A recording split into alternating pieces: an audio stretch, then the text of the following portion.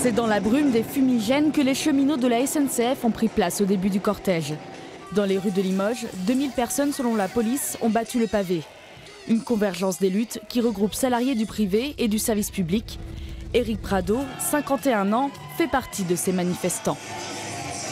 C'est-à-dire que le statut nous permet, nous, s'il y a quelque chose qui enfreint la sécurité, de pouvoir s'opposer à ça et de dire non, je ne le fais pas. Ce ne sera plus le cas après. On va être une entreprise comme une autre et avec les conséquences que ça peut avoir dramatiques sur la sécurité derrière. Dans le cortège se trouvent des retraités contre la hausse de la CSG, comme Elisabeth, aussi inquiète pour ses proches. Je manifeste parce que mes enfants, ils ne trouvent pas de boulot et que le Limousin, il est en train de péricliter. 14h30, direction Saint-Junien. Si la manifestation est moindre, les grévistes expriment très clairement leur ras-le-bol.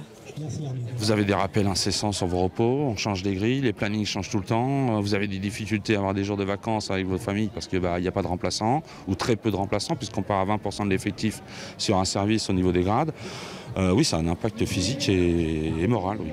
Même si j'arrive moi, en fin de carrière, bien sûr ça me pèse. Entre ce que moi j'ai connu il y a une trentaine d'années et aujourd'hui, c'est tout à fait une autre chose. Il y a une pression terrible sur les salariés. Qu'ils soient du privé ou du public, les manifestants ont fait monter la température de la contestation. Le printemps 2018 s'annonce comme celui des luttes sociales.